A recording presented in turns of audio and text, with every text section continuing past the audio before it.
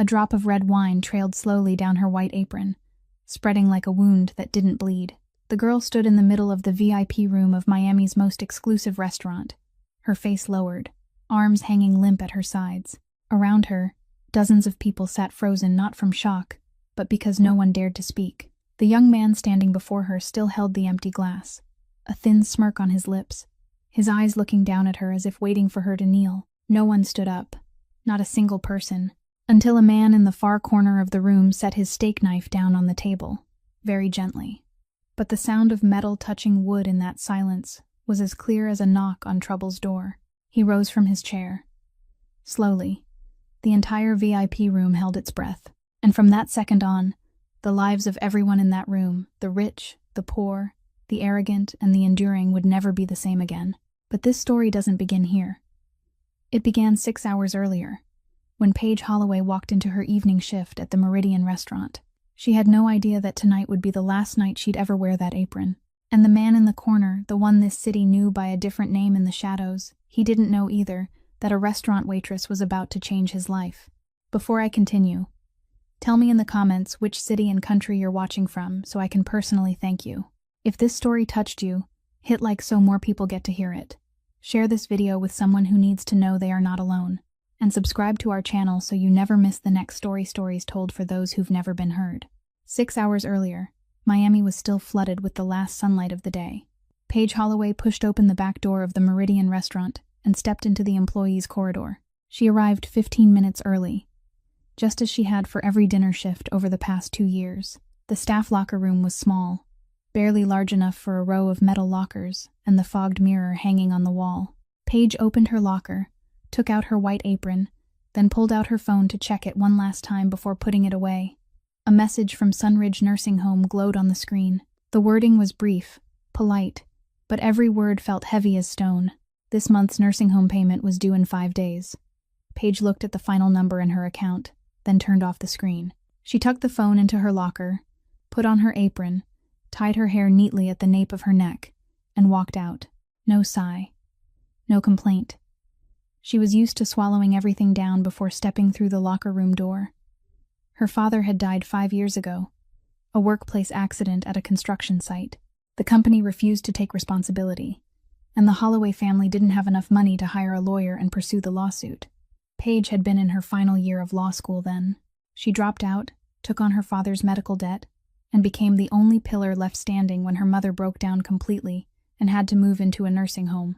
Since then, Paige's life had revolved around only 2 things: working and paying. The Meridian was one of the most luxurious restaurants in downtown Miami. Crystal chandeliers, tables covered in white cloth, menus without prices because the guests here didn't need to ask. Paige didn't belong to this world. She belonged behind the kitchen door, where the chef's shouting mixed with the hiss of hot pans, where sweat soaked the back of her shirt before the shift was even half over. But she was good. 2 years of serving here had turned her into one of the most reliable employees on staff.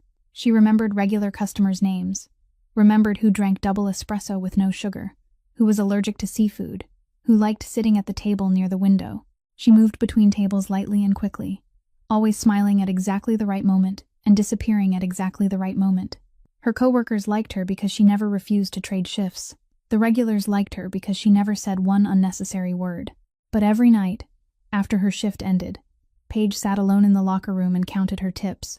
She didn't count them for joy. She counted them to figure out how much she was still short for that month's nursing home bill. Sometimes the shortage was large. Sometimes it was small. But it had never once been enough without cutting something away from herself. Tonight, she had just finished tying her apron when the manager stepped into the locker room. He was the kind of man who did exactly his job, no more and no less. "Paige, the VIP room has a private booking tonight. Tristan Ashford's group." Paige nodded. She knew that name. Everyone who worked at the Meridian knew it. Tristan Ashford, the only son of Warren Ashford, the man who owned this restaurant along with dozens of other properties scattered across Miami. Tristan occasionally came in for dinner with friends, always sat in the VIP room, and always treated the staff as if they were part of the furniture. The manager looked at Paige for another second. "Serve carefully. Don't let there be any mistakes." The warning sounded ordinary, but Paige understood what he meant. Don't bother the owner's son. Don't cause trouble. And if anything happens, remember who pays your wages. Paige didn't answer.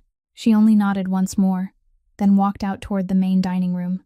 The chandelier light poured down onto the marble floor, glittering in the reflection. Guests began taking their tables one after another. The smell of food blended with the scent of expensive perfume. The Meridian was entering its busiest hour, and Paige Holloway, like every other night, turned herself into a polite shadow among people who never truly saw her. Around 7 o'clock in the evening, the door to the VIP room opened. Tristan Ashford walked in first, with 3 friends following behind him. He didn't look at anyone as he passed, didn't nod to the staff member standing by the door, only pulled out the chair and sat down at the head of the table as if this room had been designed especially for him, and in a certain sense, it had. His 3 friends took seats on both sides, laughing and talking loudly from the very first second. One of them snapped his fingers for someone to bring wine. Another leaned back in his chair and propped his feet on the rail of the table beside him. No one in the group opened a menu. Tristan ordered by listing the name of each dish, without needing to look at a single page, his voice flat and even, as if he were reading off a grocery list. He knew this place, knew it so well that he treated everything here, from the food to the people, as something that belonged to him. In the farthest corner of the VIP room, 4 tables away from Tristan's group, a man sat alone. Beckett Voss didn't order much. 1 steak, 1 glass of red wine, and 1 bottle of still water. He ate slowly, cutting each piece into small bites, occasionally pausing to look across the room as if he were watching something no one else had noticed. A black suit, broad shoulders, sleeves long enough to cover his arms. But every time his wrist lifted the glass, the edge of a black tattoo showed just enough for a sharp eye to catch. On the little finger of his left hand was an old silver ring, its face worn dull, unlike any piece of jewelry the guests in this restaurant usually wore. His server was a young man, and he was noticeably more respectful than he was at the other tables. Each time he came close, he bent slightly, spoke more softly, and set the plates down more gently. No one had told him to do that. He simply knew the man sitting at that corner table wasn't the kind of guest he should disturb. Beckett didn't look at the young server. He looked straight toward Tristan's table, where the laughter was growing louder by the minute. Paige entered the VIP room with a serving tray in her hands. She'd prepared herself mentally from the moment the manager gave her that warning. She came to Tristan's table, set the tray on the stand beside her, smiled with careful politeness, and began pouring the wine. She poured with precision, not a single drop spilling, using the proper technique she had practiced hundreds of times. Slow. Tristan said it without looking at her. He was scrolling through his phone, his eyes fixed on the screen. I ordered the second I sat down, and the wine is only getting here now. Paige didn't answer. She only nodded lightly and continued pouring for the other 3 men.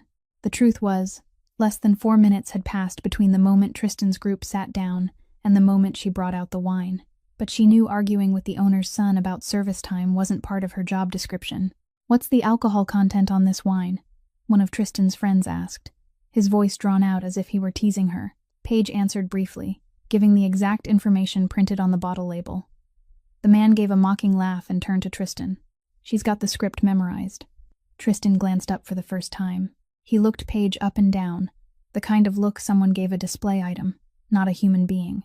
Then he lifted his glass, took a sip, and grimaced. "Too cold. I don't drink wine this cold." Paige knew the wine was at the proper temperature. She had checked it herself before bringing it out. But she didn't say that. She only said she would bring another glass right away. She turned away, brought back a fresh glass of wine, and poured again from the beginning. Tristan tasted it, and this time he didn't grimace, but he didn't nod either.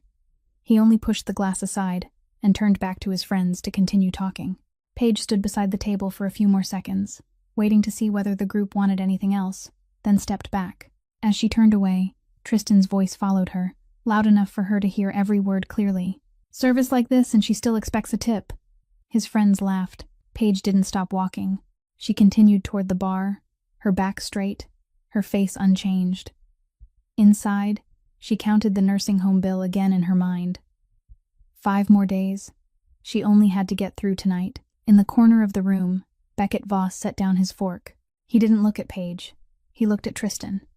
And that wasn't the gaze of a diner annoyed by noise. It was the gaze of a man reading the situation, weighing it, quietly recording every smallest detail in the way one man treated a woman who had no right to answer back. He lifted his glass of wine, took one slow sip, then set it down. His dinner wasn't finished yet, but his attention had shifted completely.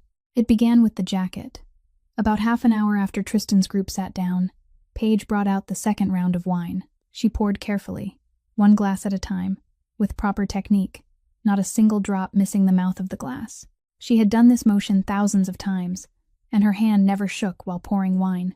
But when she reached the final glass, Tristan suddenly pushed his chair back, stood up, and the sleeve of his jacket brushed across the table. He looked down at the sleeve and grimaced.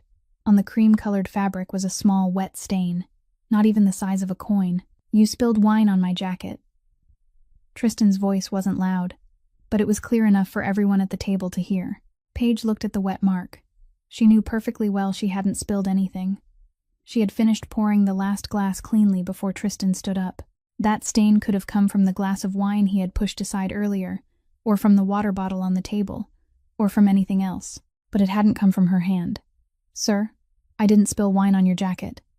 Paige spoke calmly, her eyes looking straight ahead, not challenging, not afraid, only the truth. Tristan looked at her. 1 second, 2 seconds. Then he turned to his 3 friends and spread both hands as if performing for an audience. "Do you see this? She spilled wine and now she's denying it." He turned toward the other tables in the VIP room. "Did anyone here see her spill wine on my jacket?" His 3 friends nodded immediately, all at once, without thinking, as if they'd rehearsed the gesture in advance. One of them even added, "I saw it clearly." She swung her hand while pouring. Paige stood still. She didn't look at those 3 friends. She knew they were lying.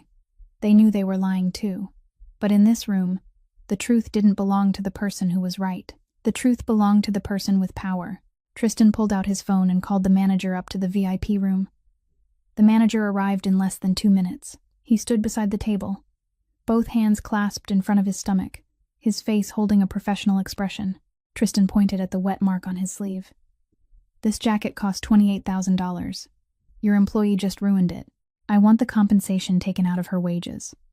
$28,000. 3 times Paige's monthly pay. The manager looked at the wet mark, looked at Paige, then looked at Tristan. He opened his mouth, as if about to say something, but then closed it again. He knew Paige hadn't spilled anything. He had been standing near the bar when she poured the wine. He had seen it, but he also knew who was standing in front of him. The owner's son. The kind of person who could make him lose his job with one phone call. The manager said nothing. Didn't object. Didn't defend her. He only stood there, eyes lowered to the floor, like a statue placed in the wrong spot. Tristan smiled. He took out his wallet, pulled out a thick stack of cash, and placed it on the table directly in front of Paige. The stack was thick, all $100 bills, neatly arranged. "Pick it up." He said it slowly, each word falling as if he were spelling it out for a child. "Consider it your payment to me. Whatever's still missing can be deducted from your wages." Paige looked at the stack of money. Then she looked up at Tristan's face.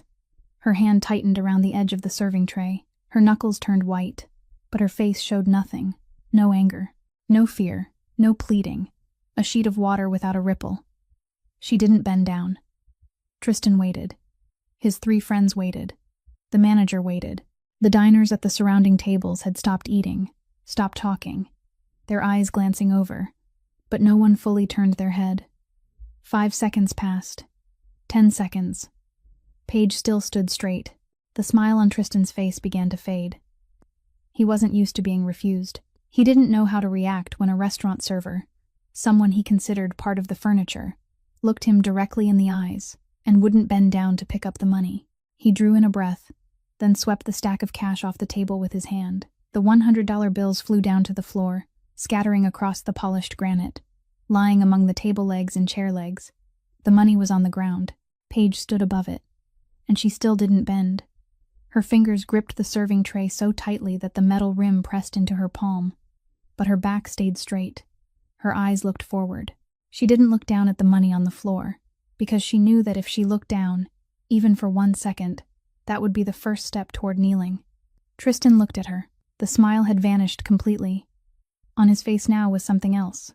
Not anger, but the irritation of someone used to control realizing he was losing control in front of his friends.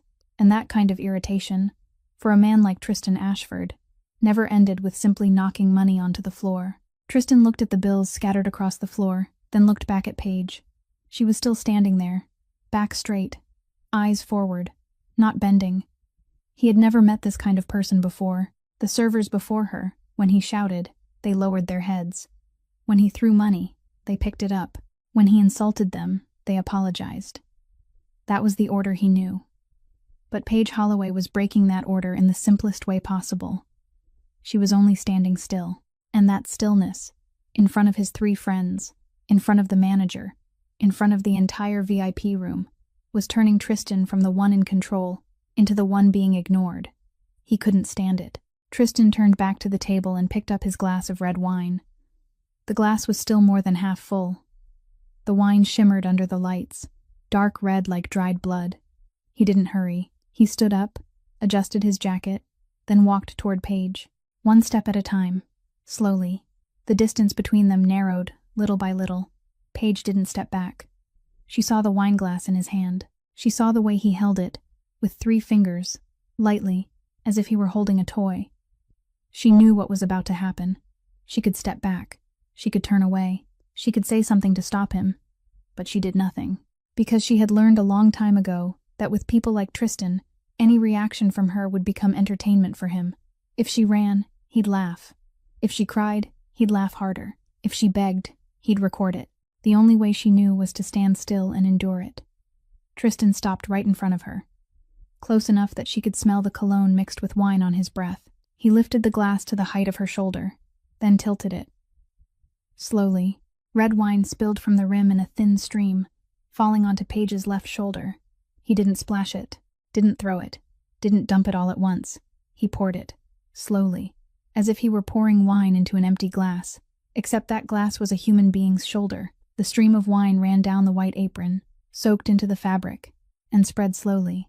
The red stain widened across the white, like a flower blooming in slow motion, except this flower wasn't beautiful. The wine kept running down her sleeve, dripping from her elbow onto the floor. Tristan poured until the glass was nearly empty. He looked straight into Paige's eyes through the entire thing, without blinking, without smiling. It was the look of someone testing to see exactly where the other person would break. When the glass was almost finished, he tilted out the last drops, then set the empty glass on the nearest table. "Now you've got a reason to wipe something." His 3 friends laughed. The laughter was sharp and short, like the sound of cracking glass. The entire VIP room went dead silent. No one moved. No one said a word. Diners at the other tables looked down at their plates, looked at their phones, looked out the window, looked anywhere except at Paige standing there. That silence wasn't because they hadn't seen it. It was because they had seen it clearly, and they chose not to look. But one person didn't make that choice. At the table beside them, an older female guest with silver hair and a straight posture set her fork down on her plate and looked directly at Tristan. "You've gone too far." Her voice wasn't loud, but in the stillness of the room, every word rang clear. Tristan turned toward her, tilted his head slightly, and curved his mouth into a smile that never reached his eyes. "Do you know who owns this restaurant?" One question. Just one question. Not loud, not threatening, not with a single word out of line. But the meaning was clear. "You know who I am. You know where you are. And you should know, you'd better sit still." The woman looked at him for one more second. Then she looked down at her plate. Her hands rested on her lap, clutching the napkin tightly. She said nothing more. And after her, no one in the room dared open their mouth again. Paige stood in the middle of all of it. Red wine soaked her apron, cold and slick against the skin of her shoulder. The smell of wine rose into her nose, strong and harsh. She felt each drop fall from her elbow to the floor, steady, like the ticking of a countdown clock. She didn't cry. She didn't scream. She didn't look at Tristan. In her mind, there was only one thing. Her mother's nursing home bill. 5 days left. She needed this job. She needed this month's wages. She needed tonight's tips. She couldn't cause trouble. Paige bent down and picked up the cloth napkin from the nearest table. She wiped her shoulder. Slowly. Each small movement looked as if she were wiping a stain from glass, not wiping humiliation from her own body. Her hand was trembling. Only slightly, but it trembled. Her face showed nothing. She had learned that skill over many years. The ability to separate her face from everything happening inside her. In the farthest corner of the VIP room, Beckett Voss set down his knife. Then he set down his fork. Both utensils lay parallel on the plate, neat and precise. He didn't look at the unfinished food in front of him. His eyes were fixed on the scene, unfolding 4 tables away. His jaw tightened. The muscle stood out beneath his skin. Both of his hands rested on the table, fingers straight, but his fingertips pressed into the wood until they went pale. He still hadn't stood up. Not because he was hesitating. He was watching the manager standing motionless beside the table. He was watching the diners lowering their faces. He was watching the older woman who had just been silenced with a question. He was measuring how many people in this room had seen it, how many people knew, and how many people would choose to forget. Then he looked at Paige, the girl wiping her own shoulder with a cloth napkin, alone in the middle of a room full of people, and Beckett Voss's right hand, the hand wearing his mother's old silver ring, slowly closed into a fist. The sound of metal touching wood came from the corner of the room. Soft. But in the silence now covering the VIP room, it was clear enough to make several people turn their heads. Beckett Voss had just set his steak knife down on the table. He sat still for 1 more second, watching Paige wipe her own shoulder with a cloth napkin, alone in a room that wasn't short on people, only short on decency. Then he pushed his chair back, stood up, not quickly, not slowly, just standing, like a man who had already made his decision and was now carrying it out. He crossed the 4 tables and walked straight to where the money still lay, scattered across the granite floor. He stopped and looked down. Then he bent, picked up each bill, one by one. No hurry, no show of anger. He picked them up as if collecting something that had fallen in the wrong place, stacked them neatly, smoothed them flat, then walked to Tristan's table. He placed the stack of money on the tabletop, orderly, directly in front of the young man standing there. Tristan looked at the money, then looked up. Before he could open his mouth, Beckett pulled out an empty chair beside the table and sat down, calmly, naturally, as if he were an invited guest and that chair had been saved for him all along. No one had invited him to sit, but no one dared tell him to stand up either. Tristan's 3 friends looked at one another. One of them, the one sitting closest to the door, suddenly widened his eyes. He recognized the man who had just sat down, maybe from his face, maybe from the silver ring, maybe from the way he had crossed the entire room without a single employee daring to stop him. He tugged at Tristan's sleeve, leaned close to his ear, and whispered urgently. Tristan pushed his friend's hand away, his eyes still fixed on Beckett. "Who gave you permission to sit here?" His voice tried to hold on to control, but the rhythm of his speech was faster than usual. Beckett didn't answer that question. He didn't look around the room, didn't look at the 3 friends, didn't look at the manager standing a few steps away. He only looked at Tristan. Then he asked, his voice even, low, rising and falling nowhere. "How much did that jacket cost?" Tristan blinked. The question was too simple for the situation unfolding around them, but he answered anyway, by reflex. $28,000. Beckett nodded slowly, as if recording a number in a notebook. Then he leaned forward, both arms resting on the table, his eyes never leaving Tristan. "Then according to you, how much is her dignity worth?" The question dropped into the middle of the table like a stone falling into still water. No one moved. Tristan opened his mouth, but no sound came out. He looked at Beckett, then at his friends, then back at Beckett. For the first time tonight, he had no answer. For the first time, the man used to putting a price on everything discovered there was something he couldn't price. The friend sitting near the door tugged at Tristan's arm again, whispering faster, his voice faintly trembling. This time, Tristan didn't push him away. He listened, and each word his friend whispered seemed to change something on his face. The arrogance was still there, but beneath it, something else was beginning to rise. Not exactly fear, but recognition. Recognition that the man sitting in front of him wasn't the kind of person money could buy, power could frighten, or a family name could shield him from. Beckett sat still. He didn't raise his voice, didn't point a finger, didn't threaten. He only sat there, his back against the chair, his gaze direct, and his calmness in that moment was more frightening than any shout, because people who shout often aren't as dangerous as people who don't need to. "You have 2 choices." Beckett spoke in the same tone, at the same pace, as if he were reading a menu rather than facing the son of one of the richest men in Miami. Pick up that money, hand it back to her, and give her an apology. He stopped. One beat. Or leave here. And this won't end at the restaurant. The VIP room now felt as if someone had pressed pause. No sound of knives and forks. No glasses touching. No whispers. Even Tristan's 3 friends sat motionless, eyes lowered to the table, none of them daring to glance at either Beckett or Tristan. The manager stood beside the column, both hands hanging limp, his face drained white. He understood that the situation had gone far beyond anything his salary paid him to handle. As for Paige, she still stood a few steps from the table, holding the red-soaked napkin, looking at the man who had just sat down at Tristan's table without being invited. She didn't know who he was. She didn't understand why he had stood up. She only knew that in a room full of people who had chosen to look away, one person had chosen to step forward, and that, even though she didn't yet understand its full meaning, made her trembling hand go still. Tristan looked at Beckett. Beckett looked back at Tristan. Between them lay the neat stack of money on the table, and one unanswered question. 10 seconds passed. 20 seconds. Tristan didn't pick up the money. He sat there, his eyes fixed on Beckett, his jaw clenched, as if he were swallowing something hard and sharp. None of his friends moved. The one sitting closest to the door, the one who had whispered the warning, now stared down at his own hands resting on his thighs, not daring to look up. The other 2 kept their eyes glued to the tabletop, trying to look as if they were studying the pattern on the tablecloth. No one was laughing anymore. The laughter had vanished the moment Beckett sat down, and it didn't come back. Tristan drew a deep breath through his nose. Then he shoved his chair back and stood. The chair dragged across the floor with a short, sharp scrape in the silence. He looked at Beckett one last time, his eyes red, not because he wanted to cry, but because he was so furious the vein at his temple was visibly pulsing.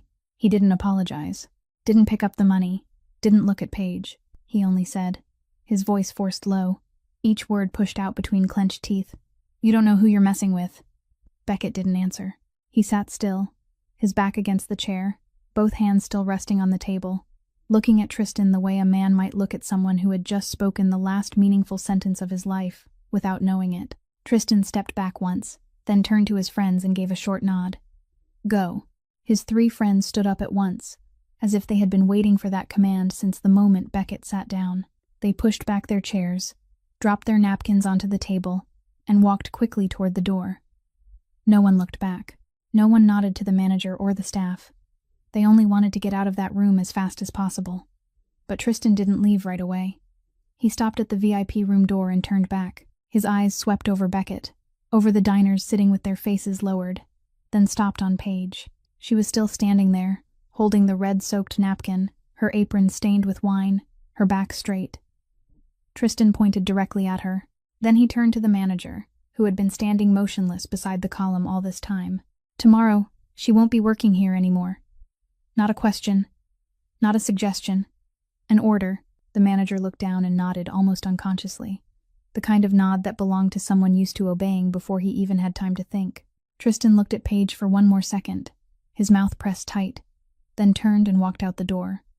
His 3 friends had already gone ahead. The sound of footsteps in the hallway grew softer, then disappeared.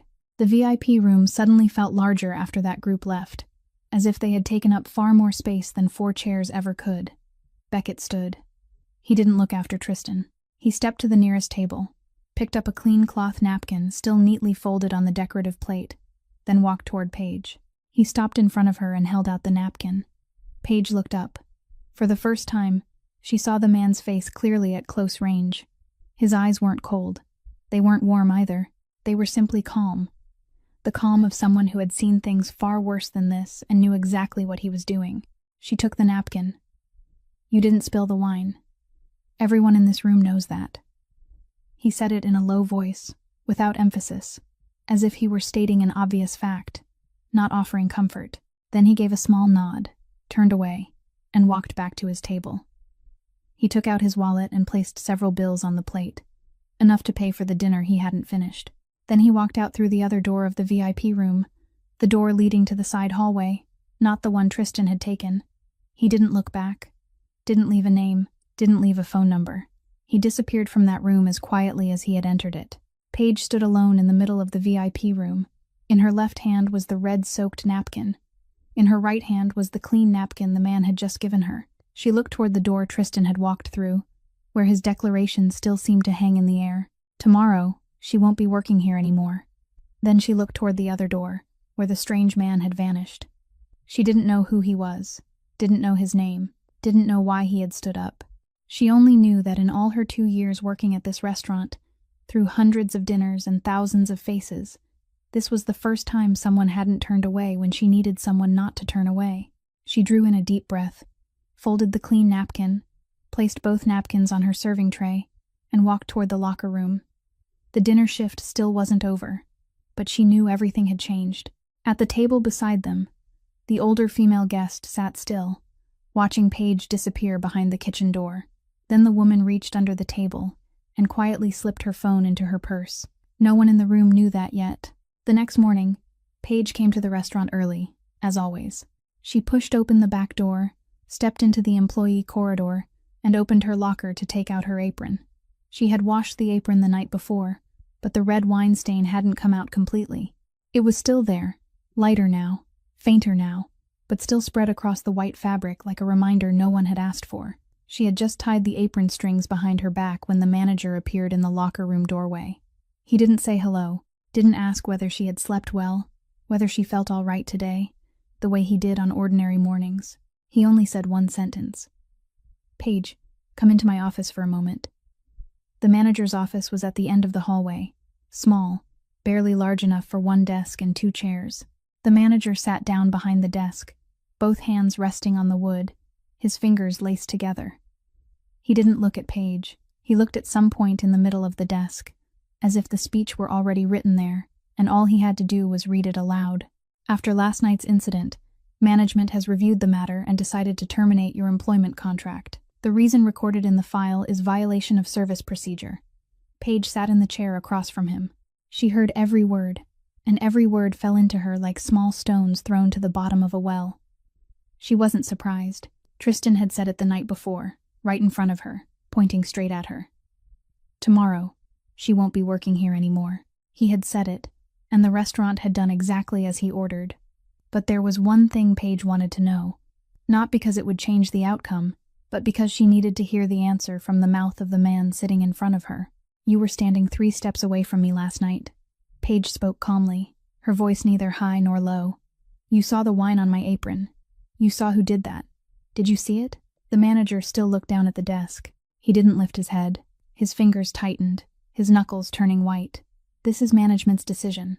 He said it in an even voice, like a man reading the words on a cardboard sign someone else had written for him. Not an answer. A wall. Paige looked at him for 3 more seconds. Then she nodded, slowly. Once. She reached behind her back and untied the apron strings. She slipped the apron off, folded it neatly, smoothed each crease flat, then placed it on the desk directly in front of the manager. The apron lay there, white and clean, except for the faint red wine stain still spread across the left shoulder. Paige stood up and pushed her chair back in.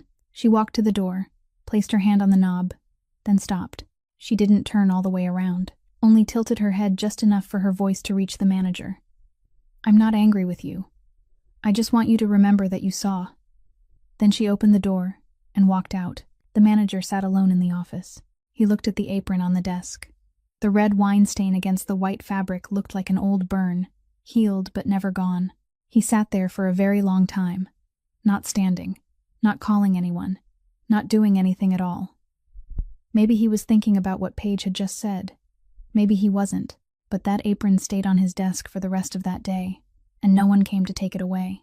Paige walked out of the Meridian through the back door, the same door she had walked through every day for the past 2 years. She carried her personal bag, with her wallet, her car keys, and her phone inside, the message about the nursing home bill still unanswered.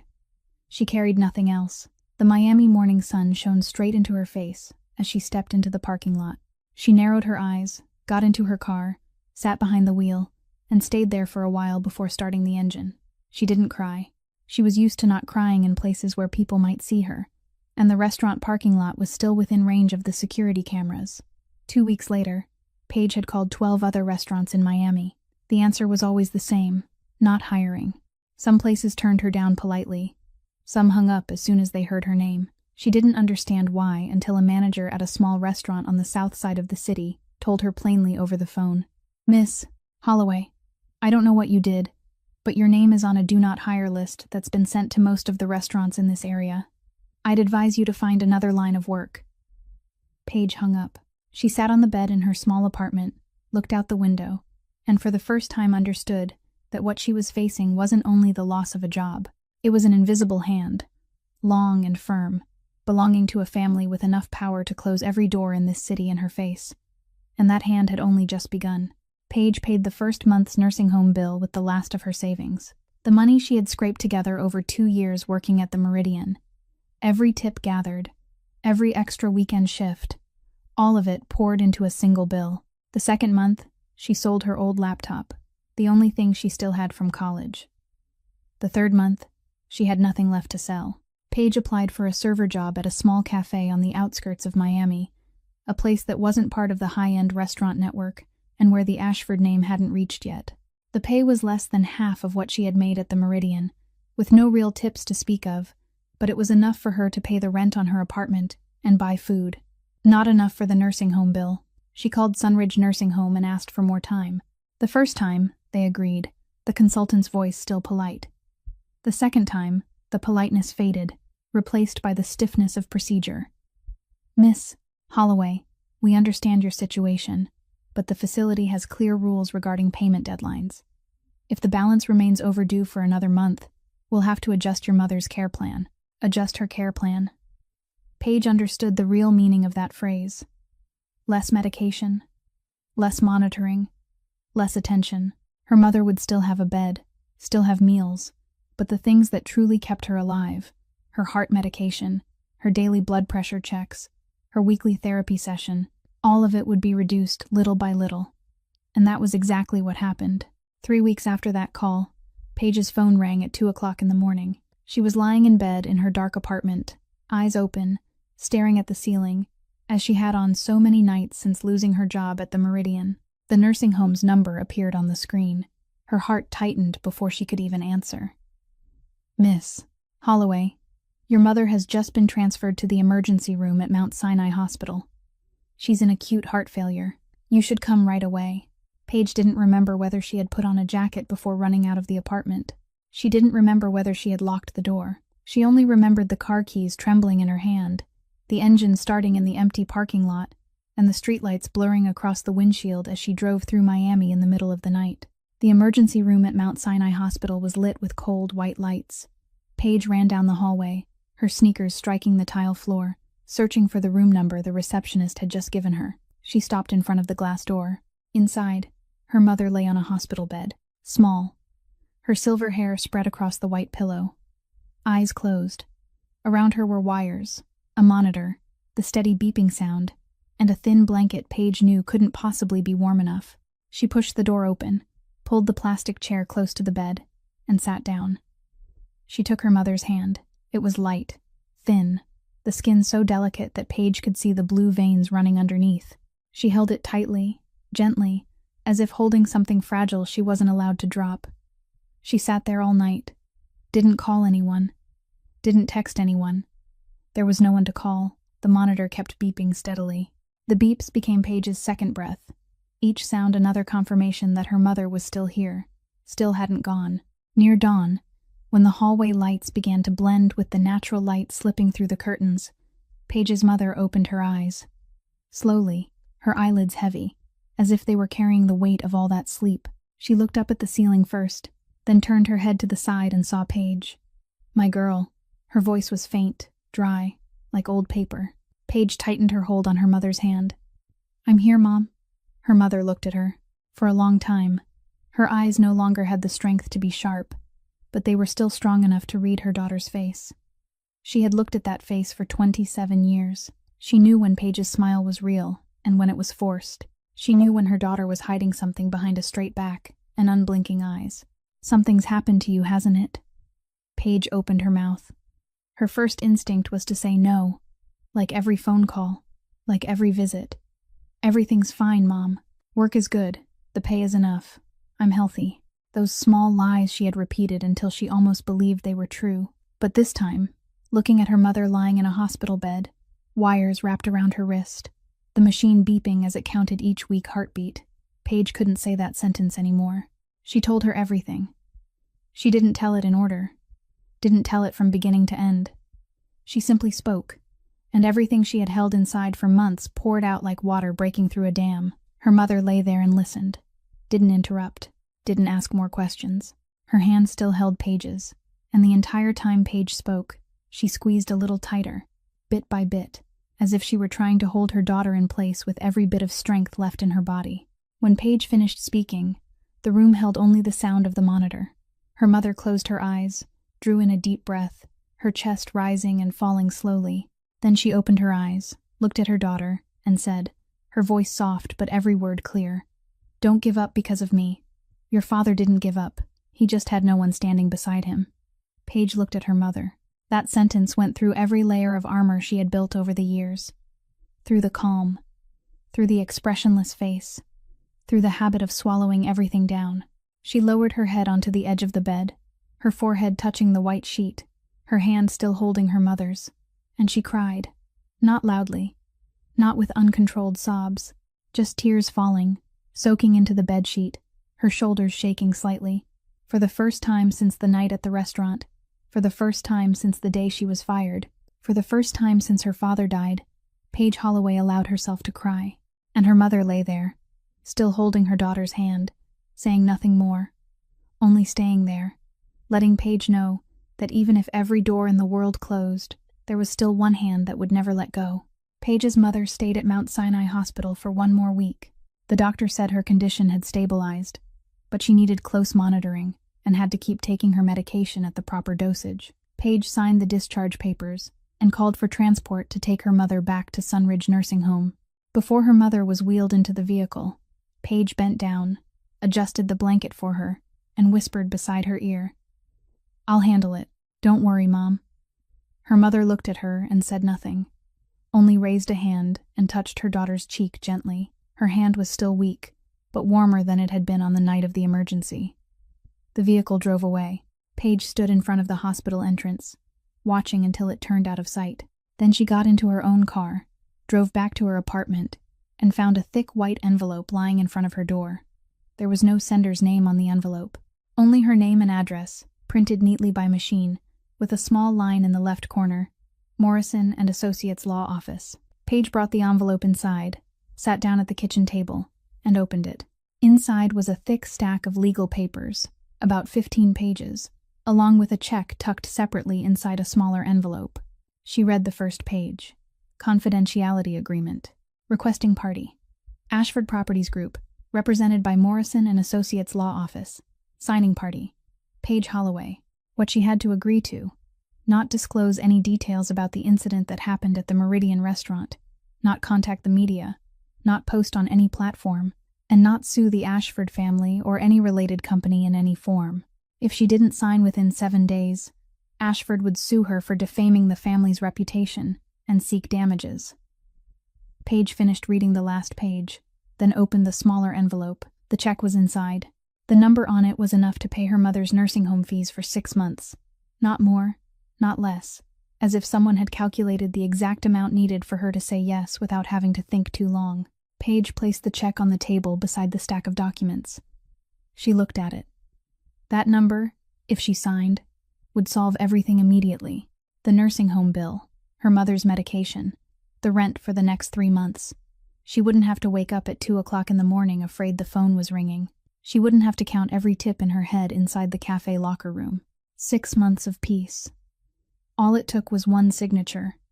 She picked up the pen, a black ballpoint pen, the cheap kind bought at a convenience store. She set the tip of the pen down on the final page, where the line was waiting for her signature. The pen touched the paper. She stopped. Not because she was thinking about fairness. Not because she was thinking about honor. She was thinking about her father. 5 years earlier, her father had received an envelope just like this. Legal papers. A check. A silent offer in exchange for money. Her father had refused. He told her mother he couldn't sign a piece of paper saying that what had happened to him had never happened. 1 month later, he died during a shift at the construction site. The company declared it an accident caused by personal negligence. No one took responsibility. No one was punished. And the paper her father refused to sign became the only proof that he had once fought back. Even just once, before he was gone. The tip of the pen still touched the paper. Paige looked at the line, waiting for her signature. Then she looked at the check. Then she looked at the wall in front of her, where there was nothing but old white paint beginning to peel in the corner. She thought of her mother lying in the hospital bed. She thought of what her mother had said. Your father didn't give up. He just had no one standing beside him. Paige lifted the pen from the paper. She set it down on the table.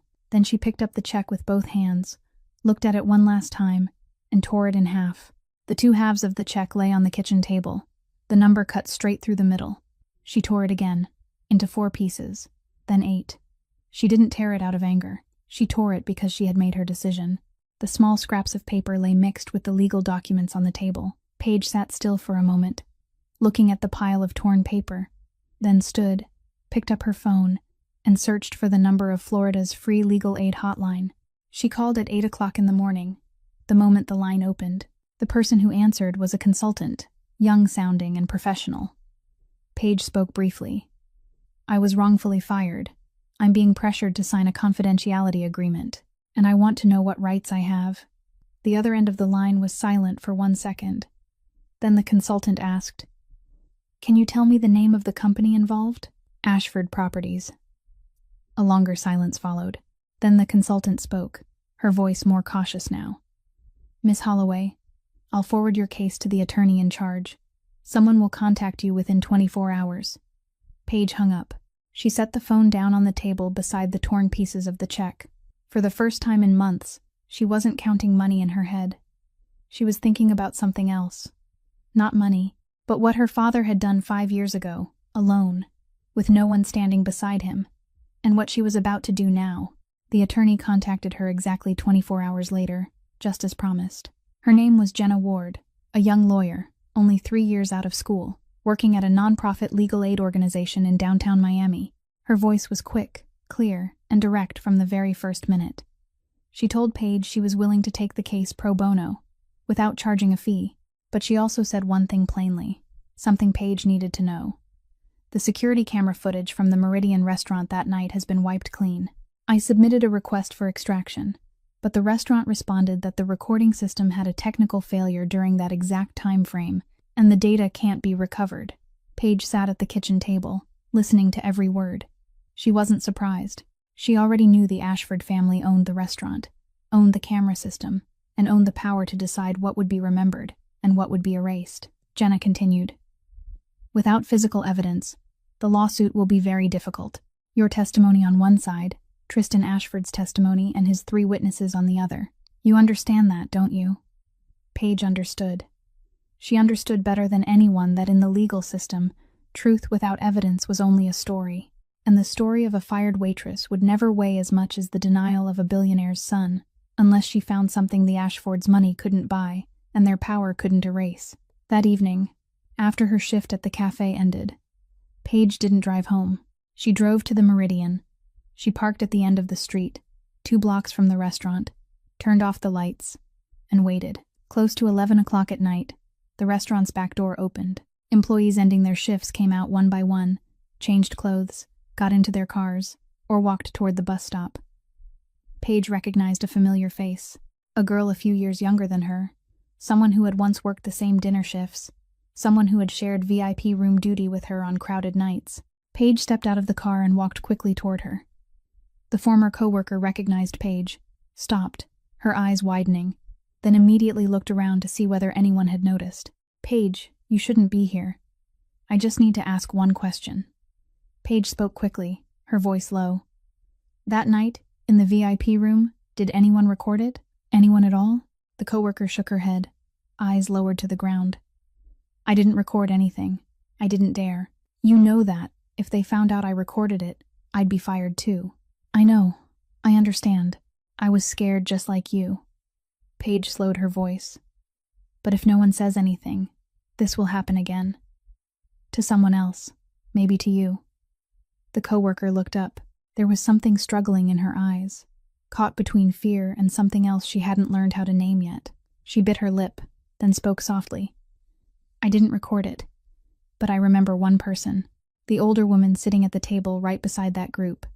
She had her phone in her hand the whole time. I remember because I poured water for her right before everything happened, and I saw her holding her phone up. Paige felt her heartbeat quicken. Do you know who she is? She's a regular. She comes to dinner alone every Thursday. I don't know her personally, but I remember her face. And she always pays by card, so her name would be in the system. The coworker stopped, looked at Paige, then added, almost in a whisper, Margaret Caldwell. I remember because that name shows up on the bill every week. Paige committed the name to memory.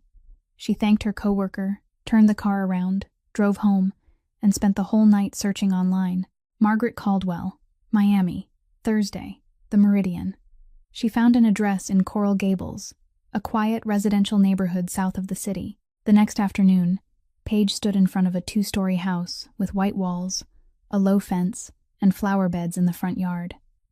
She drew in a breath, then rang the bell. The door opened. Margaret Caldwell stood there, silver hair, straight posture, exactly as Paige remembered. She looked at Paige, and Paige saw her eyes change immediately. She recognized her. No introduction needed. No explanation needed. She remembered the girl standing in the middle of the VIP room that night, apron stained red, back straight, refusing to bend. Mrs. Caldwell, I'm Paige Holloway. I'm here because of what happened that night at the restaurant. I'm looking for evidence to take the matter to court, and I believe you may be able to help me, Paige spoke briefly. She didn't retell what had happened. Mrs. Caldwell had been there. She had seen it. She didn't need anyone to remind her. Margaret stood in the doorway, looking at Paige for a few more seconds. Then she stepped aside and opened the door wider. Come in. The two of them sat in the living room. Margaret took out her phone, opened the photo library, and pulled up a video more than 6 minutes long. She played it. On the small screen, Paige saw herself standing in the VIP room. She saw Tristan pouring the wine. She saw herself wiping her shoulder with the napkin. She saw Beckett standing up, picking up the money, sitting down at the table. She saw everything, from beginning to end, clear and uninterrupted. I started recording the moment he began causing trouble. Margaret said it evenly. That night, I stayed quiet because I was afraid. He asked me whether I knew who owned the restaurant, and I looked down at my plate. She paused. But I kept this, because I knew being afraid doesn't mean forgetting. She looked at Paige. You need this video? Paige nodded. Margaret sent the video to Paige's phone right there. When Paige stood to leave, Margaret added one more sentence. That night, when he silenced me, I was furious. But not as furious as I was when I watched you wipe your shoulder alone and no one helped you. That's what I couldn't forget. Paige held her phone, the screen showing a video 6 minutes and 17 seconds long. 6 minutes and 17 seconds of truth the Ashfords' money couldn't buy and their power couldn't erase. She drove home, called Jenna Ward, and said, I have evidence. 3 days after Paige handed the video to attorney Jenna Ward, everything changed, but not in the way she had expected. Someone knew she was collecting evidence. Paige didn't know how. She had only gone to see her former coworker and Mrs. Margaret, and had told no one else besides Jenna. But the information had leaked, from a source she couldn't imagine, from a place she hadn't known existed. Wednesday night, Paige finished her shift at the cafe at 11 o'clock. The parking lot behind the cafe held only a few cars, scattered beneath pale yellow lights. She stepped out through the back door, her purse on her shoulder, her car keys already in her hand, the way she did every night after a late shift. She was halfway to her car when she saw 2 shadows standing beside it. 2 men. No uniforms, no name tags, just standing there, hands in their pockets, as if they were waiting for someone, and that someone was her. Paige stopped walking. Instinct told her to turn back, but the cafe's back door had already closed. The lights inside had gone out, and the last employee had left 5 minutes before her. She stood in the middle of the parking lot, alone, less than 10 steps from 2 strange men. One of them stepped forward, not quickly, not running, just walking, normally, as if he were taking a stroll. But every step was aimed directly at her. He stopped 3 steps away from Paige. Miss Holloway. Not a question. He knew her name. Someone asked me to deliver a message. His voice was even, rising and falling nowhere, as if he were reading a text someone else had already written. "Drop the lawsuit. This is the only time anyone is going to speak politely to you. Next time, there won't be anyone left to talk." Paige didn't answer. She stood motionless, her car keys clenched tightly in her palm, the metal edge pressing into her skin. The second man stepped forward, circled around her, and stopped beside her. He looked down at the purse on her shoulder, then at the phone sticking out of the bag. With one quick movement, he pulled the phone from her purse, held it up level with his face, looked at Paige for 1 second, then threw it to the ground. The phone hit the concrete, the screen shattering, the crack sharp and clean in the late night. The two men turned around, walked away, and disappeared around the corner in less than 30 seconds. No beating, no touching her, only words, and a broken phone lying at her feet. But that was enough. Paige stood there for another minute, maybe 2, maybe longer. She didn't remember exactly. She only remembered that when she finally walked to her car, opened the door, sat behind the wheel, and closed herself inside, her entire body began to shake, not from the cold. She shook because her body had just caught up with what her mind had known from the moment the two men appeared. She had been warned. By men whose faces she didn't know, whose names she didn't know, but who knew exactly what time her shift ended, where she parked, and her full name. Paige sat in the car, her hands on the steering wheel, staring at the broken phone lying beyond the windshield. That phone had held the video Margaret Caldwell had sent her. She had already forwarded it to Jenna, so the video wasn't gone. But the meaning of them throwing her phone was clear. They wanted her to know they could touch anything that belonged to her, anytime they wanted. That night, Paige didn't sleep. She lay in bed, staring at the ceiling, and for the first time, she thought about giving up. Not because she was afraid for herself, but because she was afraid that if she kept going, the people around her, her mother, her former coworker, Margaret Caldwell, would become the next targets. She nearly picked up the phone to call Jenna and say stop, but she had no phone to call with. The next morning, when Paige stepped into the parking lot in front of her apartment, she saw a new phone lying on the hood of her car, still in the box, seal unbroken. Beneath the box was a small piece of paper, folded in half, written in neat handwriting. "They won't come back." No name, no number, only those 5 words. Paige held the note and looked around the parking lot. No one. But she noticed something she hadn't seen before. At the end of the street, close to the corner of the intersection, a black car sat still beneath the shade of a tree. No one got out. The engine was off, but the car was there. And from that night on, every time Paige looked out her apartment window, the black car was still there, never moving, no one ever stepping out, just there. Somewhere else in the city, Beckett Voss sat in a private room, the desk lamp casting yellow light over dark wood. In front of him were 2 personal files, names, photos, addresses, places of employment. The 2 men from the parking lot had been found within 1 night. Beckett's people brought them to a private location, a place with no cameras, no passers-by, only 4 walls and 1 ceiling light. Beckett arrived at 3 o'clock in the morning. He opened the files and read each man's name. Slowly, clearly, as if taking attendance. The 2 men stood in front of him, arms hanging at their sides, eyes lowered to the floor. 1 minute earlier, they had been the ones pressuring a cafe waitress in an empty parking lot. Now they were standing before Beckett Voss, and the roles had completely reversed.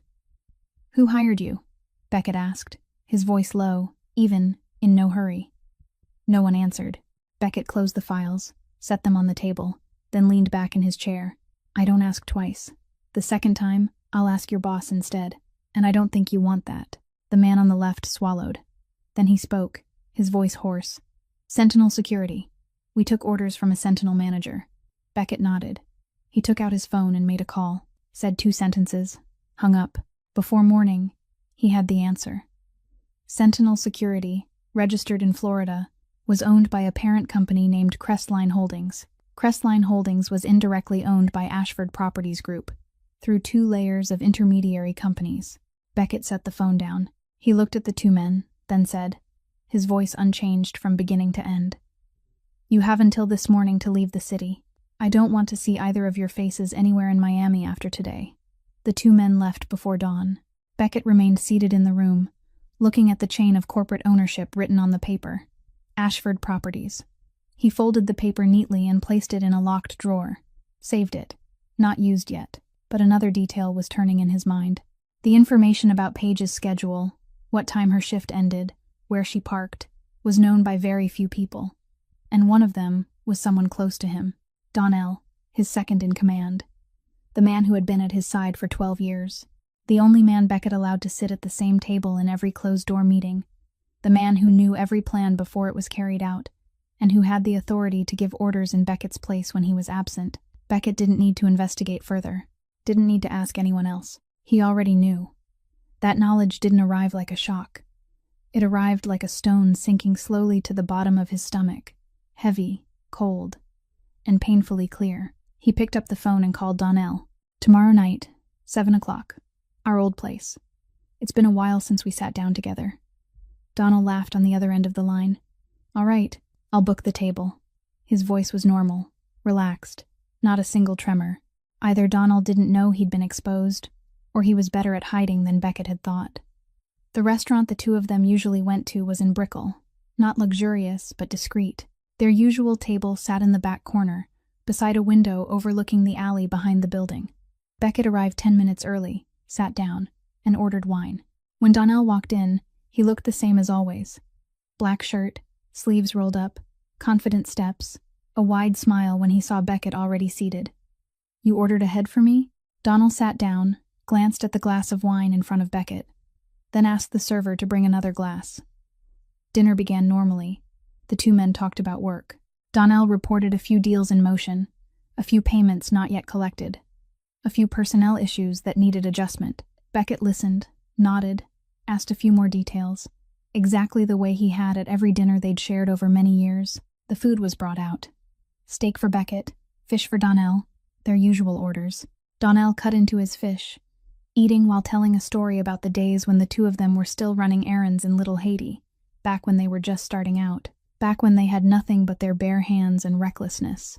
He laughed as he told it, and Beckett laughed too, softly, just enough, because the story was true, and those days had been true too. 12 years, not a small number. The meal was nearly over. Donnell leaned back in his chair, his second glass of wine empty, his face relaxed, his eyes slightly heavy from good wine and a full stomach. That was when Beckett reached into the inside pocket of his suit jacket, took out a white envelope, and placed it on the table. Softly, between the two cleared plates. Donnell looked at the envelope. "What's this?" Beckett didn't answer. He only pushed the envelope toward Donnell. Donnell looked at him for one more second, then picked it up and opened it. Inside were 4 printed pages, screenshots of text messages, messages between Donnell and a man named Morrison. The same Morrison name on the non-disclosure agreement envelope the Ashfords had sent Paige. The content of the messages was clear. Paige's schedule, her shift ending time, where she parked, the information that she had met a former coworker, the information that she was looking for evidence. All of it had been supplied by Donnell, in exchange for an arrangement Beckett could guess without needing to read it.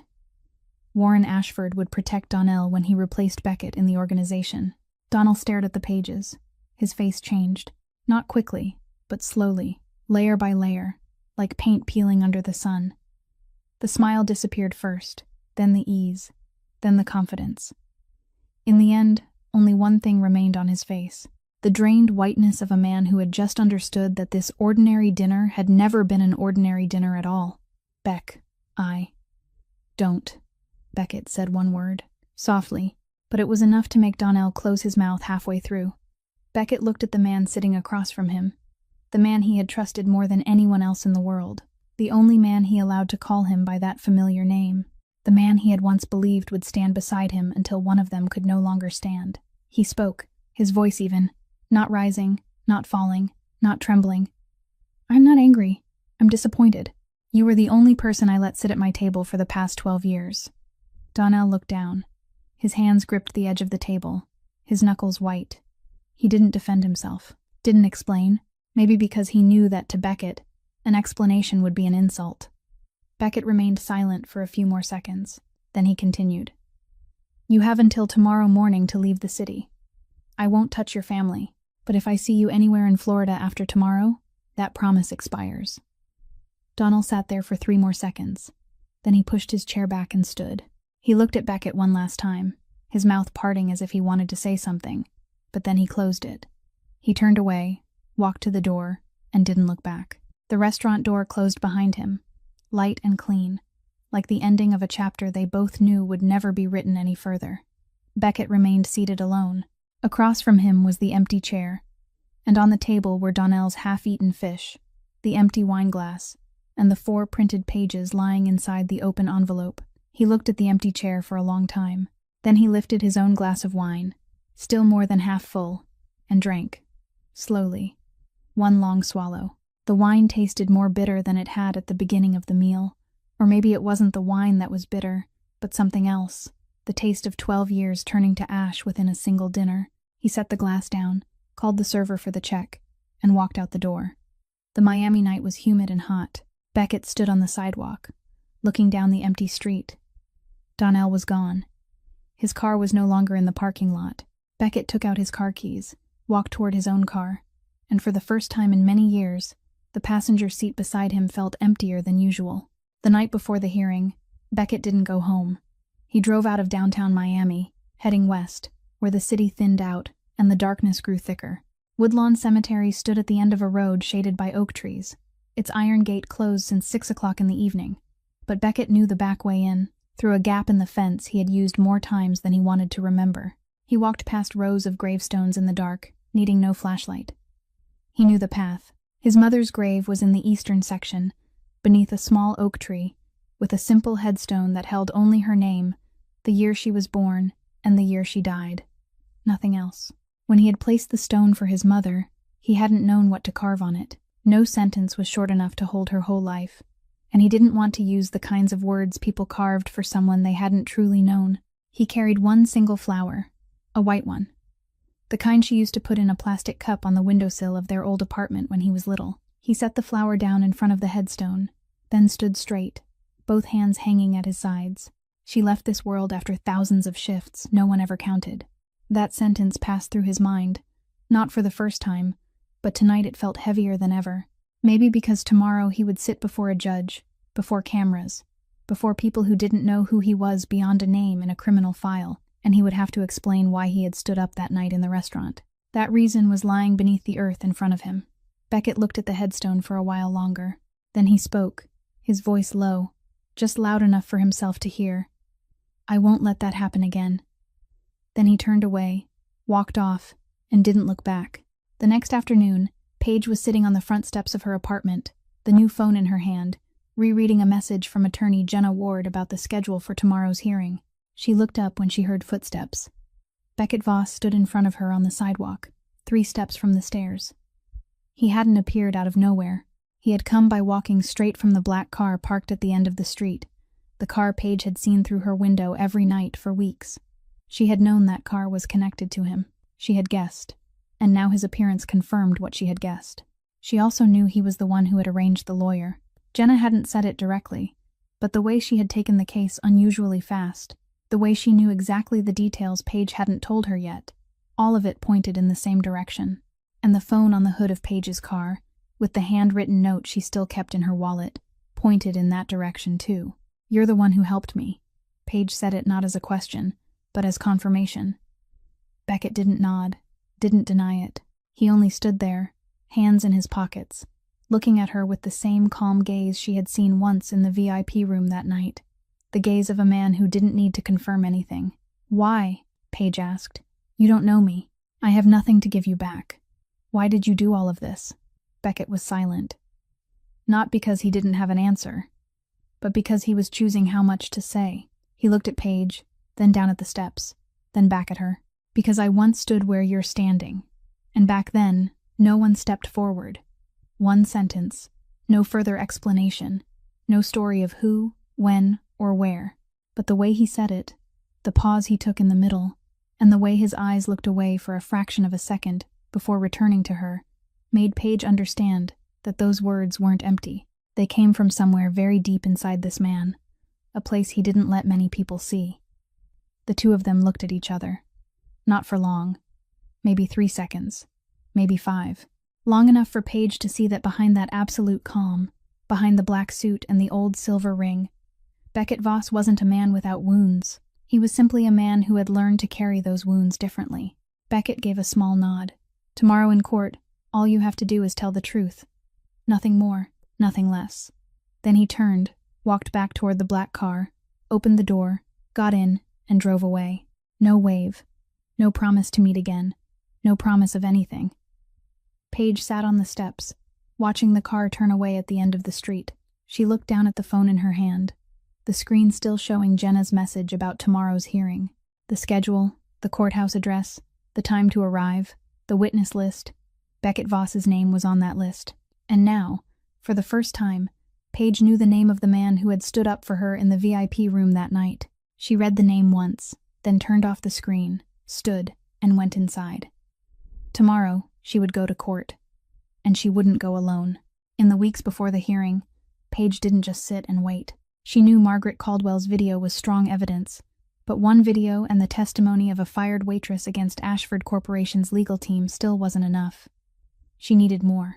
She needed other voices, people who had once stood where she stood inside the Ashford restaurant system, and had chosen silence because no one had ever asked. She called her former coworker, the one who had given her Margaret Caldwell's name, and asked for something else. A list of former employees from the Meridian. Not the people still working there, but the ones who had quit, been fired, disappeared from the restaurant over the past few years, without anyone asking why. The former coworker hesitated, but in the end, she sent Paige a list of 14 names, with the phone numbers she still had saved. Paige called each one. 14 calls in 3 days. Most refused. Some hung up the moment they heard her mention the restaurant. Some listened, then said softly, "Sorry, I don't want to get involved." Some didn't answer. Fear. All of them were afraid. Paige understood, because she had been afraid too. But among those 14 calls, one person didn't hang up. Her name was Gloria Reeves, 54 years old. She had worked as a server at the Meridian 4 years earlier, on the morning shift, assigned to the second-floor banquet area. Now, she worked the night shift at a supermarket in Hialeah, stocking shelves from 10 o'clock at night to 6 o'clock in the morning. Paige drove to the supermarket at 6:15 in the morning and waited in the parking lot. When Gloria walked out, wearing her supermarket uniform, her hair tied in a bun, her steps heavy with exhaustion after 8 hours on her feet, Paige stepped forward and introduced herself. "Mrs. Reeves, I'm Paige Holloway. I used to work at the Meridian. I'm suing Ashford Corporation, and I need someone to testify that the way they treat employees isn't something that happened only once." Gloria looked at Paige, not with the frightened look of the people who had hung up, but with the look of someone weighing things, measuring whether the girl standing in front of her was worth reopening a door she had spent 4 years trying to close. The two women sat on a stone bench in front of the supermarket. Gloria didn't ask Paige to tell her what had happened. Instead, she told her own story. 4 years earlier, she had served a private Ashford family banquet on the second floor. Warren Ashford was there, along with his business partners. Gloria accidentally dropped a tray of bread near the main table. It didn't fall on anyone. Nothing was damaged. It was only a loud sound in a quiet dinner. Warren Ashford looked at her and didn't say a word. The next morning, she was called into the manager's office and fired. The reason written in her file: unsatisfactory work performance. 4 years of serving, not a single complaint before that, ended by one fallen tray. "I was just like you," Gloria said, her voice even, her eyes looking straight across the parking lot. But back then, no one had a video. She stopped, drew in a breath, then looked at Paige. "I'll testify." Through Gloria, Paige found 3 more people. Each had a different story, but the same pattern. A small mistake, or no mistake at all. Being fired without a legitimate reason, false things written into their files, and no one daring to speak because the Ashford name was too large for a server to challenge. Attorney Jenna Ward filed the lawsuit in Miami-Dade County Court, with Margaret Caldwell's video, Gloria Reeves's testimony, and the testimony of 3 other former employees, along with evidence of Sentinel Security's corporate ownership chain connected to the intimidation of witnesses. The case file became a public record under Florida law, and inside that public record was the video. A reporter from the Miami Herald found the video in the court file. 6 minutes and 17 seconds, capturing the entire incident inside the Meridian's VIP room. That reporter wrote the article. The article was published in the morning. Before noon, the video had been shared on social media, more than 200,000 times. Before evening, it was trending. Public outrage exploded. Comments flooded in. People shared it with their own stories. The times they had been mistreated at work and no one had stood up. The Ashford family fought back. Warren Ashford's legal team filed a countersuit against Paige for defamation, asked the court to order the video taken down, and released a press statement claiming the video had been edited and didn't reflect the truth. But the video was 6 minutes and 17 seconds long, filmed continuously, uncut, unspliced, unaltered. And every time the Ashfords tried to bury it, the video was shared even more. Every time they denied it, another person stepped forward to tell a story. The hand that had once closed every door in Paige's face could no longer close the largest door of all, the door of public opinion. The Ashfords shifted from attack to defense. And tomorrow's hearing would be the first time Tristan Ashford had to sit before the court, in a place where his father's money couldn't decide who was right and who was wrong. Courtroom number 7, Miami-Dade County Court, 9 o'clock in the morning. The room wasn't large, but today every seat was occupied. Reporters sat in the last 2 rows, notebooks already open, recorders resting on their laps. On the right side, Ashford Corporation's legal team took up an entire long bench. 4 men in gray suits, black leather briefcases, cold faces. Tristan Ashford sat beside his private attorney, his hair neatly combed, his white dress shirt buttoned at the collar, looking entirely different from the confident young man in the VIP room that night. He stared straight ahead, not turning to look at anyone. Behind him, Warren Ashford sat in the second row, back straight, both hands resting on his knees, his face expressionless. He was used to sitting in boardrooms where he controlled everything, but a courtroom wasn't a boardroom. Here, he was only a spectator. On the left side, Paige Holloway sat beside attorney Jenna Ward. She wore a simple dark blue blouse, her hair tied neatly at the nape of her neck. No jewelry, no noticeable makeup. She sat straight, both hands resting on the table, and when the judge called her name, she stood, walked to the witness stand, and did not hesitate. Attorney Jenna Ward began by playing Margaret Caldwell's video for the court. 6 minutes and 17 seconds of silence in the courtroom, with only the small speaker playing back the sounds of the VIP room that night. Everyone watched it. The judge watched it. The jury watched it. When the video ended, Jenna turned to Paige. "Miss Holloway, would you like to describe the incident shown in the video?" Paige looked straight ahead, then said, "No, everyone has seen the video. Everyone has seen what happened in those 6 minutes. I want to talk about the 6 months after." The courtroom went still. Paige began to speak.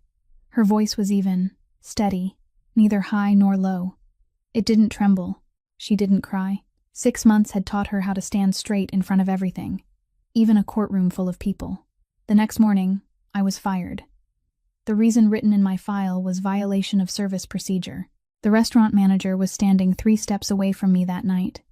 He saw everything. He didn't say a word.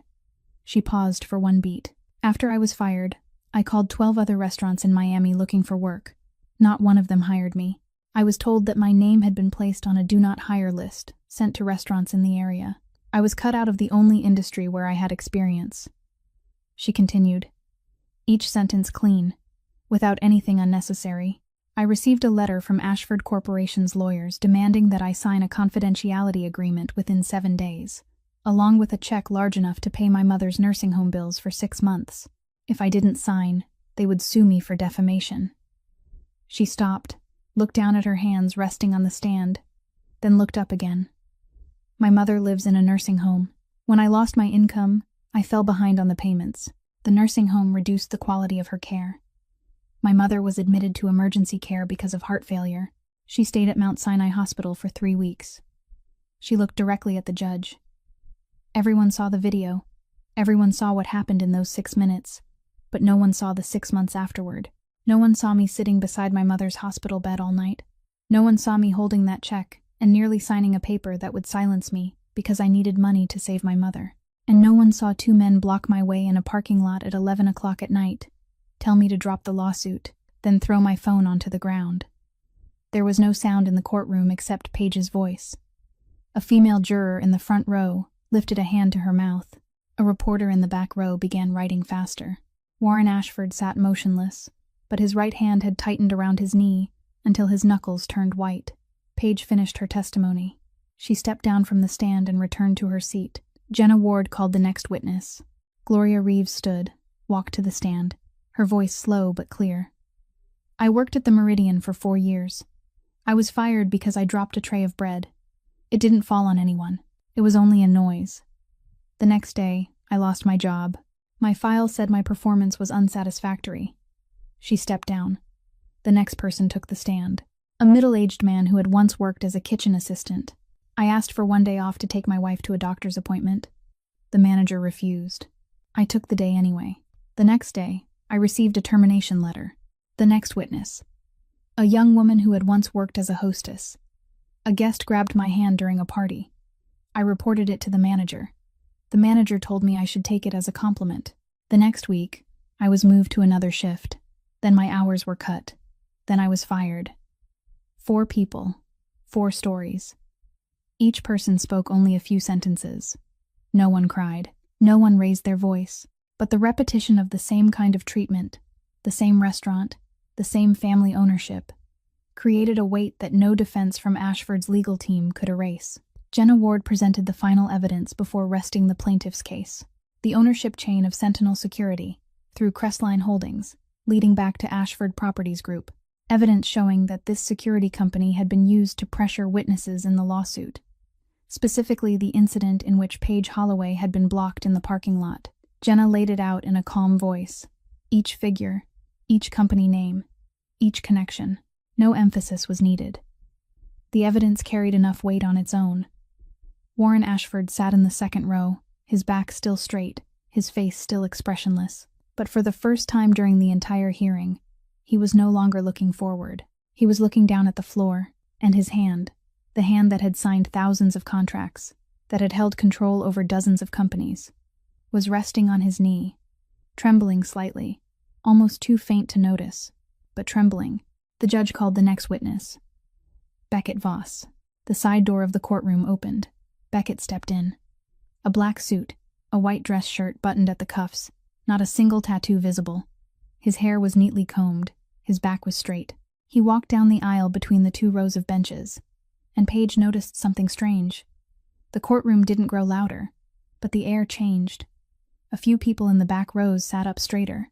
One of Ashford's lawyers stopped flipping through a file and lifted his head to look. Reporters in the last row leaned forward. Beckett did nothing different. He only walked, but the way he took up space as he moved, not fast, not slow, looking at no one yet making everyone look at him, was something no book could teach. He sat in the witness chair, placed both hands on the armrests, and looked straight ahead. Attorney Jenna Ward stood and began questioning him. Beckett recounted that night at the Meridian restaurant. Briefly, precisely. Nothing added, nothing left out, no interpretation. He said he was sitting at the corner table in the VIP room.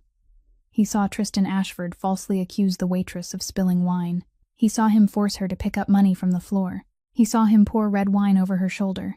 He saw the entire room stay silent, except for one female guest whom Tristan silenced with a single question. He stood up. He demanded that Tristan apologize. Tristan refused and left. Each sentence was clear as a report, without excess emotion, without emphasis. He spoke like a man used to presenting the truth without needing anyone to believe him. Jenna ended her questioning. Then it was Ashford's attorney's turn. The man who stood was the lead attorney, middle-aged, with salt and pepper hair, a deep voice, and the confident bearing of someone who had won more cases than he had lost. He carried a stack of documents, walked up in front of the witness stand, and placed the papers on the table before Beckett. Mr. Voss, I have here certain information about your background. He opened the file and read aloud, item by item, ties to underground operations in South Florida. Suspected involvement in multiple federal investigations. Business relationships of unclear origin. A long, detailed, carefully prepared list. Each item was read like another brick being placed into a wall, slowly building a barrier between Beckett and his credibility before the court. The courtroom fell silent in a different way. Not the silence of respect, the silence of judgment. A few jurors looked at Beckett with changed eyes. The lead attorney closed the file, looked straight at Beckett, and asked, his voice slow, clear, every word calculated. Mr. Voss, with a background like that, why should this court believe you? Beckett didn't answer right away. He sat still. Both hands remained on the armrests. His eyes looked at the attorney, then down at the table, then up again. Not because he didn't know what to say, but because he was choosing how much truth to give. 3 seconds. 5 seconds. The courtroom waited. Then Beckett spoke, his voice low, even, never rising, never falling, the way he always spoke. Because I have no reason to lie. I'm not suing anyone. I'm not asking anyone for money. I'm not protecting any reputation. I came here because I saw someone treated like an object, and in a room full of people, no one opened their mouth. He stopped. 1 beat. Then he continued, and his voice, for the first time in the entire hearing, carried something different. Not trembling, not weakness, but truth. So much truth that everyone listening understood. The next sentence wasn't a defense, but the reason he existed inside this courtroom at all. My mother left this world after thousands of shifts. No one ever counted. No one said one word for her. No one stood up. I won't let that happen again, no matter how many times you dig through my history. There was no sound in the courtroom. The female juror in the front row looked down at her hands. A reporter in the last row stopped writing, his pen suspended above the page. Even the judge sat still for 1 more second before looking toward Ashford's attorney and signaling for him to continue. But the lead attorney didn't stop. He knew Beckett's answer had touched the courtroom, and the only way to neutralize it was to drag Beckett back into the darkness he had just laid out. Your Honor, I move to strike this witness's entire testimony. Mr. Voss is not a credible citizen. He has ties to unlawful activities. The testimony of a man like this cannot be used as the basis for any ruling. Beckett sat motionless. He didn't object, didn't argue, didn't explain. Because everything Ashford's attorney had just said was true. He wasn't a good man by the law's definition. He knew that better than anyone in this courtroom, and he had nothing to use against the truth about himself. That was when Paige stood. She hadn't been called. She hadn't asked permission. She simply rose from her seat, and her voice cut across the courtroom before the judge could strike the gavel. Your Honor, I'd like to speak. The judge looked at her. Jenna Ward looked at her, slightly surprised, but didn't stop her. The judge nodded. Paige looked at Ashford's attorney, then at Beckett, then straight toward the judge. I don't know who Mr. Voss is outside that restaurant that night. I don't know his background. I don't know what he does beyond the doors of the VIP room. I only know one thing. She stopped. 1 breath. In a room full of people who called themselves decent, full of people with money, power, and reputation, he was the only one who stood up. Her voice was steady, every word clear. No trembling, no tears. 6 months had taught her how to stand straight, and now she used everything those 6 months had taught her to defend the man who had once defended her. If the court wants to examine the background of a witness, then I ask the court to examine the background of the Ashford family too. The people who pressured me to sign a paper to silence me. The people who sent men to block my way in a parking lot at 11 o'clock at night. The people who fired me because I wouldn't lower my head and pick up money from the floor. She looked at Ashford's attorney. You ask why this court should believe Mr. Voss. I ask in return, why should this court believe people who erased security camera footage, sent men to pressure a witness, and used money to buy silence? The courtroom stood still. Ashford's attorney opened his mouth, then closed it. For the first time in his career, he didn't have an immediate answer for a restaurant waitress standing before the court. Beckett sat in the witness chair, looking at Paige. He didn't nod, didn't smile, didn't say thank you, but his right hand, the hand wearing the old silver ring, closed around the armrest, then slowly released. As if something he had been holding for a very long time had just been gently taken from his hand. The hearing continued for 2 more days after the arguments. Ashford's legal team tried to stretch it out, questioning the validity of the video, the witnesses' motives, and the process used to collect the evidence.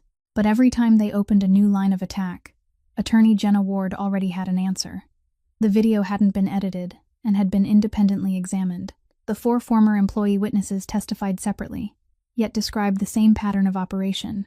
The ownership chain of Sentinel Security led straight back to Ashford Properties through 2 intermediary layers, and it couldn't be denied. On the 3rd day, the judge read the ruling. The courtroom was packed. Reporters stood along the hallway outside because there were no seats left inside. Tristan Ashford sat beside his attorney, eyes fixed forward. his face paler than it had been on the first day. Warren Ashford was still in the row behind him, in the same seat, in the same posture, but the lines on his forehead were deeper now, and his eyes were no longer looking ahead. They were fixed on some distant point, somewhere money and power couldn't reach. The judge read each item. Tristan Ashford was found liable for harassment and damage to dignity. He was ordered to compensate Paige Holloway for financial losses and emotional harm. An administrative fine was imposed. And then came something Ashford's legal team hadn't anticipated. The judge ordered the Federal Labor Agency to open an additional investigation into systemic labor violations across the entire restaurant chain owned by Ashford Properties, based on the testimony of 4 former employees and evidence of organized witness intimidation. When the judge finished reading, Tristan sat motionless. He didn't look at anyone, didn't look at his attorney, didn't look at his father. He only sat there, both hands resting on his thighs, and for the first time in his life, he looked like someone beginning to understand that there were things money couldn't buy back. Paige sat beside Jenna, hearing every word, and showed nothing. She didn't smile, didn't cry, didn't breathe out in relief. She only nodded slightly, once, then looked down at her hands resting on the table. The same hands that had once carried serving trays, wiped wine from her shoulder, torn up a check in the night, and knocked on a stranger's door to ask for evidence. Those hands now lay still, and they didn't tremble. That evening, Warren Ashford drove home to his mansion in Coral Gables. The house was large, the lights were on, but when he walked through the door, no one came to greet him. His wife, Catherine Ashford, sat at the dining table in the kitchen. In front of her was a stack of white papers and a pen. Warren saw the papers from a distance, and his steps slowed. He knew what they were before he read the first line. Divorce papers. Catherine didn't stand, didn't cry, didn't shout. She looked at her husband and said, her voice even and calm, like the voice of someone who had thought about this sentence for a very long time before speaking it aloud. I looked at my son on television today, and I saw you. I've been silent for 30 years. Enough. Warren stood in the middle of the kitchen, looking at his wife, looking at the papers, and said nothing. He was used to negotiating, used to persuading, used to controlling outcomes, but no contract in the world had ever taught him how to keep a woman who had decided that 30 years of silence was more than enough. On the staircase, Tristan stood on the middle step, one hand gripping the railing, looking down into the kitchen. He heard everything, and for the first time, he understood that the consequence of that night in the VIP room wasn't the fine, wasn't the hearing, wasn't the viral video. The real consequence was standing in front of his father, written on white paper and spoken in one calm sentence. Losing everything. 2 weeks after the hearing, Paige received the compensation money. She used most of it to pay off all the overdue nursing home bills for her mother at Sunridge, and to pay 6 months ahead. The rest she saved for something she had thought about throughout the past 6 months but had never dared believe could be possible. She re-enrolled in law school. Florida International University accepted her return application, along with a full scholarship from the Florida Labor Rights Protection Federation.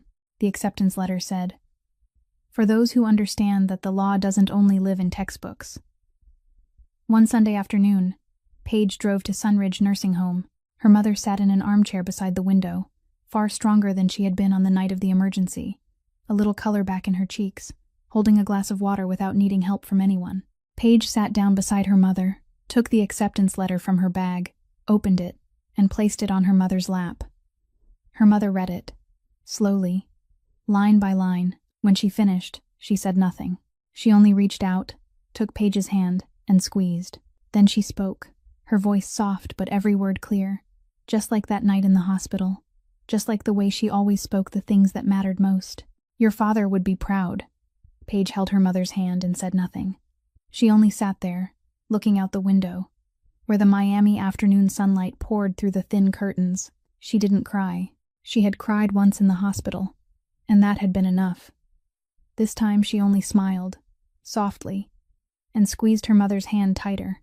Back on the day the hearing ended, when the judge struck the gavel for the final time, Beckett Voss was the first person to stand. He walked out through the side door of the courtroom, quick and clean, before the reporters could turn their cameras, before anyone could call his name.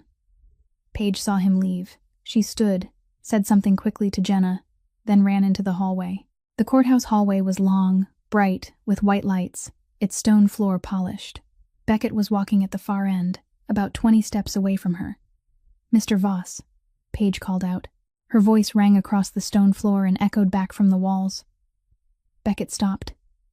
But he didn't turn around. He stood there with his back to her, both hands in his pockets, his head tilted slightly to one side, just enough for her to know he was listening. Paige walked toward him and stopped 5 steps away. "Thank you." Beckett was silent. 1 second, 2 seconds. Then he spoke over his shoulder, his voice low, without turning back. "You don't need to thank anyone. You stood up on your own. Remember that." Then he walked on. His shoes struck the stone floor, steady and clean, each step farther than the last. He turned the corner of the hallway and disappeared. No wave, no looking back, no promise to meet again. Paige stood alone in the courthouse hallway, looking at the corner where he had just turned. She stayed there for a few more seconds, then turned around and walked toward the main doors, where Jenna was waiting, where Miami sunlight was pouring through the glass, and where the rest of her life was beginning. A few months after the trial, Paige Holloway's life no longer revolved around counting tips or calculating nursing home bills in her head. She began her first semester at Florida International University's law school, sitting among students a few years younger than her, taking notes in new notebooks, and waking every morning with the feeling that she was finally walking the path she had been forced to leave behind 5 years earlier. One afternoon, when she came home to her apartment after class, she found a white envelope lying in front of her door. No sender's name, no address, no company logo. Just a clean white envelope, thick enough for a single sheet of paper inside. Paige brought it into the apartment, sat down at the kitchen table, the same table where she had once sat staring at the Ashford check months earlier, and opened it. Inside was a donation certificate from an anonymous fund. The message was brief. All of Mrs. Holloway's nursing home expenses at Sunridge had been paid in advance for 1 year.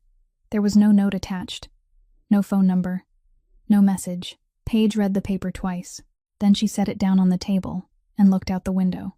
Outside, the familiar street lay still beneath the afternoon sun. The black car hadn't been parked at the end of the street since after the trial.